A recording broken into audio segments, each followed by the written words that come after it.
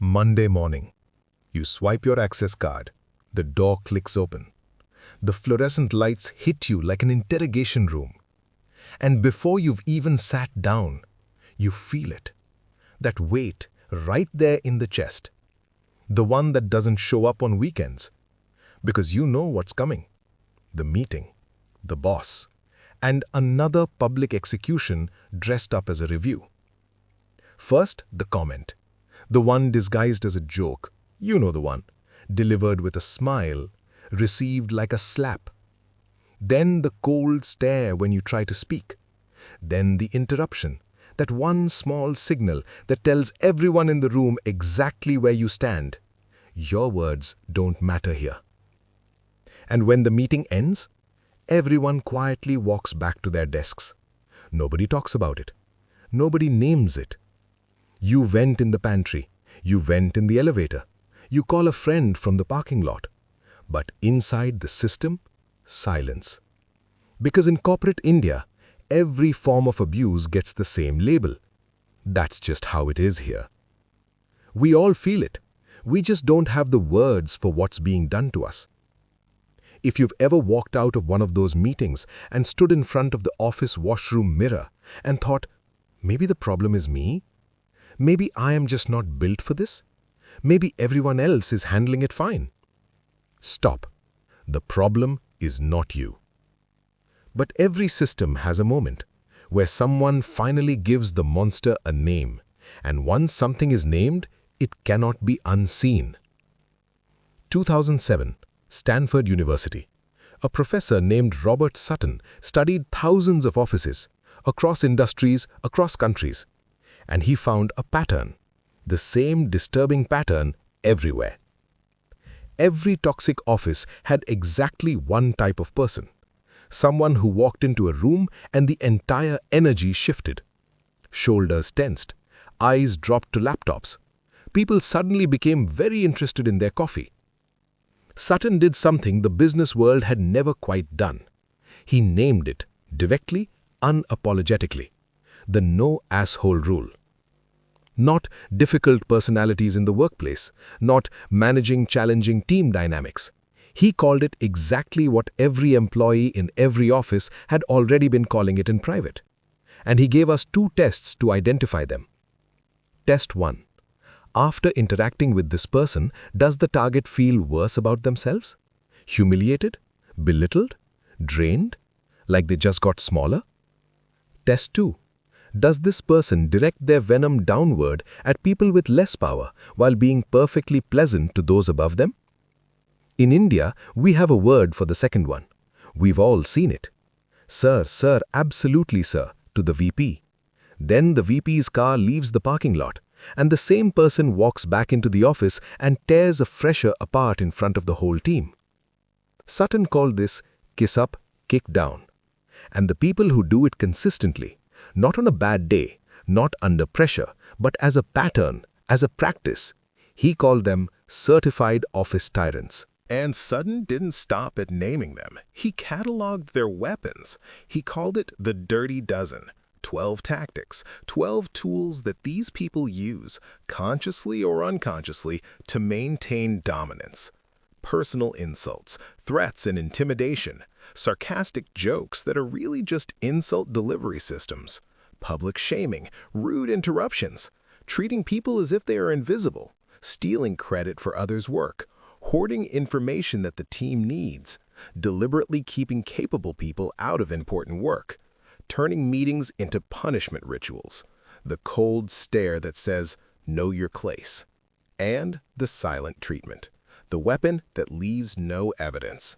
Read that list again, slowly. Now think about your last week at work. How many of those 12 did you experience?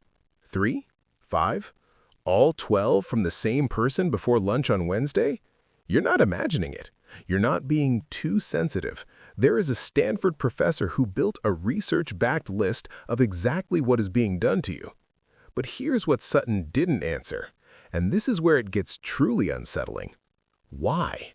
Why does a grown adult with a degree, a family, an EMI, and a LinkedIn profile full of leadership quotes walk into a conference room and psychologically dismantle another human being? For that answer, we have to leave the office. We have to go to the jungle. On the African savannah, scientists have spent decades studying a particular animal, not because it's the strongest, not because it's at the top of the food chain, but because its behavior almost perfectly mirrors your boss, the baboon. Evolutionary psychologist William von Hippel, in his book The Social Leap, describes baboon troops with a clarity that will make your skin crawl, because it is your office floor plan, just without the air conditioning. Baboons live in large groups, not because they particularly enjoy each other's company, but because alone on that savannah, a baboon is simply prey. There is always a leopard in the grass. Sound familiar? That's your company. You're not there because the mission statement moved you. You're there because alone in this economy, in this job market, you're vulnerable. Inside these baboon troops, males compete fiercely for dominance, not through skill, not through contribution to the group, not through making everyone safer or stronger, through aggression, through continual intimidation, through acts of dominance directed at weaker members. The alpha male baboon, and this is von Hippel's exact framing, his dominance is entirely self-serving. He doesn't lead the troop to better feeding grounds. He doesn't protect the young. He doesn't build anything. He simply maintains his position by reminding everyone daily exactly who's in charge. And the rest of the troop? They can't leave, because out there, in the grass, the leopard is waiting. Have you ever wondered why people don't just leave toxic jobs? It's the same reason, because in corporate India, there are leopards in the grass. The home loan EMI, the school fees, the rent, your parents' medical bills, and the biggest predator of all, the job market. You're on notice period and HR suddenly stops picking up. You send your resume out and the silence is deafening. You come home and the first question is, why did you leave? That is why people don't leave. The tyrant you know feels safer than the leopard you can't see. Now, here is the darkest part of von Hippel's research, the part that should make you genuinely angry. When baboon-type leaders sense that a talented subordinate is threatening their position, they do three specific things. 1. They cut off information. Keep the capable person out of the loop. An uninformed employee is a controllable employee. 2. They sideline capable people from important work, even when it damages the team's performance. They would rather the project fail than watch a subordinate shine. 3. They divide and conquer. Prevent the team from bonding, because a team with strong alliances is the one thing a baboon leader truly fears. And here's what makes this unforgivable. These behaviors disappear when the baboon leader feels secure in his position, which means he knows exactly how to help the team succeed. He just chooses not to because his status matters more. Your boss isn't incompetent. Your boss is a baboon in a suit who knows precisely what he's doing. I know this isn't theory because I lived it. Years inside one of the largest public sector banking institutions in this country. Government system, marble lobbies, endless paperwork, the weight of hierarchy built into every interaction. You swipe in every morning, you open your files, you sit through the meetings, and every quarter the same question lands on your desk. How is your performance? In the beginning, I thought this was normal. Boss publicly humiliates someone in a meeting? Normal. Takes credit for your work? Normal. Keeps you out of important decisions? Normal. Makes someone invisible, slowly, deliberately? Normal. This is just how government offices work. This is just corporate culture. You are being too sensitive.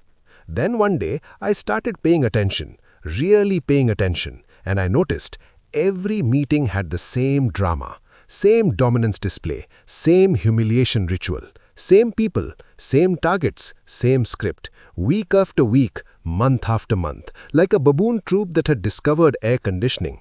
And that was the moment I understood, this isn't leadership, this is dominance behavior, running on prehistoric software inside a modern institution. I didn't just observe this system, I survived it. And when you watch something from the inside, really watch it, one thing becomes completely clear. The most dangerous thing in a corporate hierarchy isn't incompetence, it's unchecked power. The corporate system teaches you one thing above all else: don't ask questions, adapt. For years, I told myself, maybe HR doesn't know the full picture. Maybe senior management is genuinely unaware. Maybe if I just document everything, raise the right complaint, something will change. The truth is worse. The system isn't broken. The system is working exactly as designed.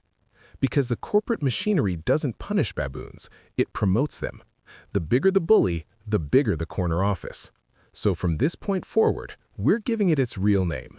The next time your boss puffs his chest in a meeting, cuts you off mid-sentence to assert authority, makes someone feel small in front of the whole room, delivers that joke, the one that isn't a joke, don't call it leadership style. Don't call it tough management. Don't call it that's just how he is. It has a name. Primate posturing. Noun. The display of dominance behaviors in a corporate setting that serve no productive purpose, existing solely to reinforce hierarchical status and mirroring the intimidation tactics observed in non-human primate troops. A prehistoric instinct wearing a business suit. Symptoms include talking over subordinates, stealing credit for others' work, strategically withholding information the team needs, turning meetings into humiliation rituals, deliberately sidelining talented people, the sarcastic joke that isn't a joke, the cold stare that says, "Remember your place." If any of that sounded familiar, congratulations, you're not witnessing leadership, you are watching primate posturing. And once you see it for what it is, you cannot unsee it. Because the moment you name the behavior, its power over you changes. You're no longer afraid, you're observing. Robert Sutton showed us the weapons, the dirty dozen, 12 ways human beings systematically destroy each other at work and call it professionalism. William von Hippel showed us the reason. We are primates. Our brains were built for troops of 150, not corporations of 150,000. The dominance instincts that kept our ancestors alive on the savannah are now being used to crush people in conference rooms. You were not broken. That anxiety you feel on Sunday night before another Monday morning, that is your ancient brain recognizing a dominance threat. The same instinct that kept your ancestors alive when a larger primate approached. That silence when your boss humiliates a colleague and you say nothing, that's tribal conformity. Your brain calculates in milliseconds that challenging the alpha is more dangerous than staying quiet. That exhaustion at the end of the day, even though you just sat at a desk, that is the cognitive cost of navigating a primate hierarchy for 8 hours straight. You were never weak. You were never too sensitive. You were never the problem. You were a human being reacting exactly the way human beings evolved to react, trapped inside a system that was never designed for human beings. The modern office is not a place of logic. It is a jungle pretending to be civilized. The only difference is, here, the predators wear suits. Welcome to Corporate Joker. Have you ever noticed when everything in your office is falling apart, project delayed, deadlines missed, client furious? Everyone in the status meeting says the same thing. Everything is on track. Because the next rule of the corporate jungle is performance theater, a system where appearing fine is more important than being fine, where the performance of productivity has replaced productivity itself. And when the whole office is acting, the real problem never gets solved. Next episode, Corporate India's greatest acting class. Welcome to Performance Theater.